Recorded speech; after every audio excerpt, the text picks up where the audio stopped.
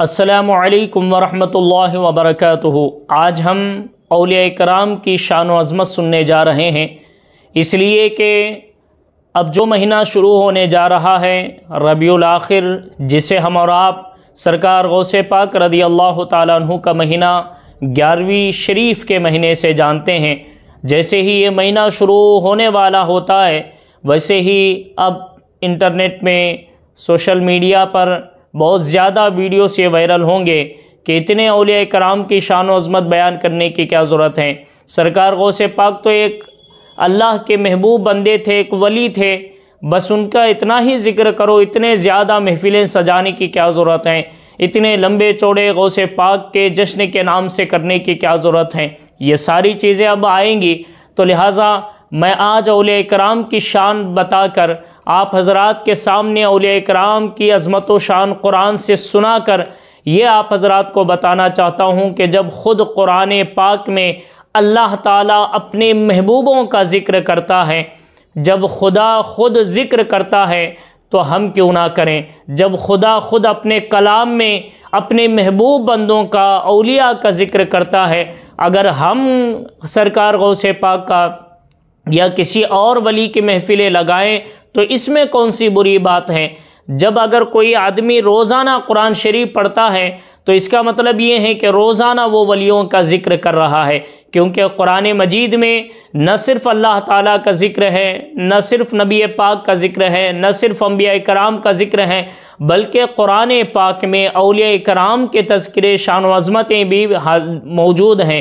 جب اولیاء کرام کی عظمتیں، اولیاء کرام کی شان قرآن پاک میں موجود ہیں، اگر کوئی بندہ روزانہ قرآن کی تلاوت کرتا ہے، لہٰذا وہ روزانہ بھی اولیاء کرام کی شان و عظمت بیان کر رہا ہے۔ اگر کوئی اکیلے میں بیٹھ کے قرآن پاک پڑھیں تب بھی اولیاء کرام کی شان و عظمت بیان ہوگی۔ اگر کوئی چند لوگوں کو جمع کر کے محفل بنا کے اگر کوئی سرکار غوث پاک کا یا دیگر اولیاء کرام کے تذکرات کرتے ہیں تو وہ بھی جو ہے نا قرآن پاک کے حکم کے مطابق ہوتا ہے۔ یہ کوئی نئی چیز نہیں ہے، بلکہ یہ تو خدا پاک کی سنت کو ادا کر رہے ہیں، کیونکہ اس کی سنت ہے اس کے محبوب بندوں کا تذکرہ کرنا۔ یوں تو قرآن پاک میں کئی آیتیں اولیاء کرام کی شان و عظمت کے تعلق سے موجود ہیں، لیکن میں مشہور آیت کریمہ دو بیان کروں گا۔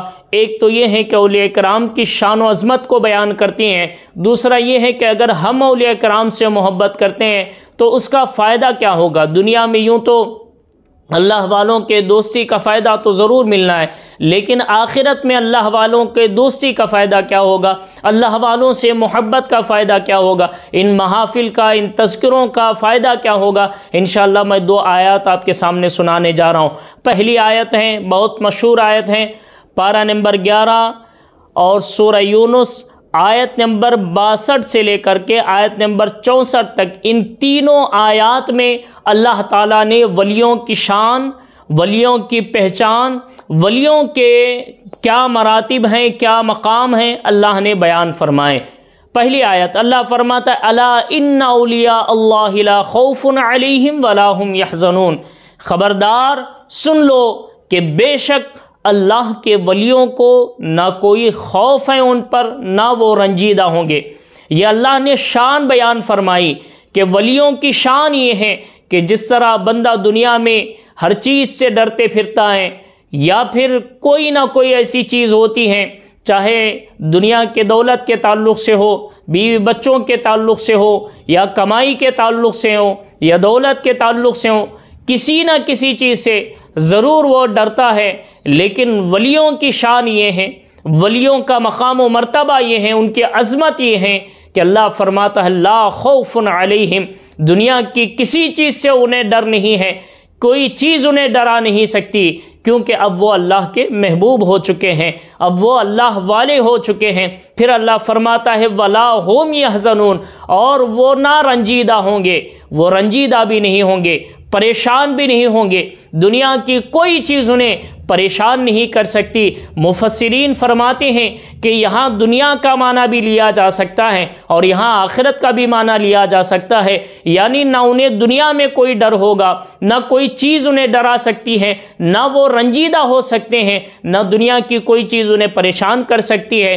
اگر یہی معنی آخرت کا لیں تو فرماتے ہیں کہ آخرت میں جس طرح ہر آدمی ڈرتے پھر رہا ہوگا، نفسا نفسی کا عالم ہوگا، ہر کسی کو اپنے نیکیوں کی اور اپنے بد اعمال کا ڈر ہوگا، ایسے عالم میں اللہ والوں کو کوئی خوف نہیں ہوگا۔ اس کے تعلق سے دوسرے جگہ بھی اللہ نے ارشاد فرمایا، وہ آیت میں بعد میں سناؤں گا، لیکن آخرت کا جب معنی لیتے ہیں تو معنی یہ ہوگا کہ آخرت میں نہ کوئی چیز انہیں ڈرا سکتی ہے اور نہ ہی وہ آخرت میں پریشان ہوں گے۔ دنیا میں بھی کوئی پریشانی نہیں، آخرت میں بھی کوئی پریشانی نہیں۔ یہ تو شان ہے اللہ والوں کی۔ پھر اللہ فرماتا ہے پہچان کیا ہے اللہ والوں کی، اللہ کے دوستوں کی پہچان کیا ہے؟ اللہ فرماتا ہے الذین آمنوا وکانوا یتقون، پہچان یہ ہے کہ وہ اللہ پر ایمان رکھتے ہیں اور تقوی کی زندگی اختیار کرتے ہیں، ان کی زندگی تقوی سے بھری ہوتی ہے، ان کی زندگی اللہ کے خوف اور اللہ کے ڈر سے بھری ہوتی ہے، انہیں کائنات میں کوئی چیز ڈرا نہیں سکتی، صرف ایک چیز سے ڈرتے ہیں، وہ ہے اللہ کا خوف، وہ ہے اللہ کا ڈر، صرف اللہ سے ڈرتے ہیں اور ان کی پوری زندگی اللہ کے ڈر سے، اللہ کے خوف سے گزرتی ہیں۔ یہ ان کی پہچان ہے۔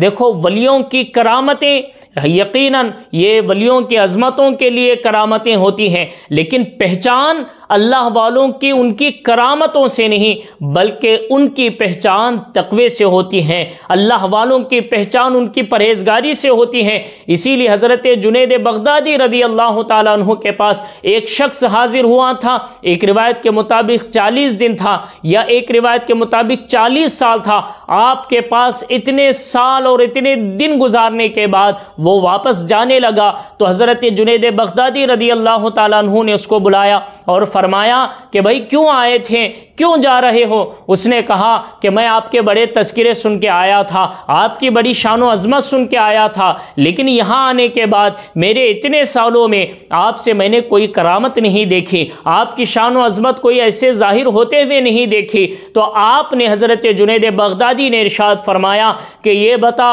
اتنے سال تو میرے پاس تھا، کیا تو نے میرے ان زندگی میں کبھی کوئی شریعت کے خلاف کام ہوتے ہوئے تو نے دیکھا؟ کیا تو نے کبھی مجھے خلاف شرع کام کرتے ہوئے دیکھا؟ کیا میں اپنے تقوی سے ہٹا ہوا تھا اتنے سالوں میں؟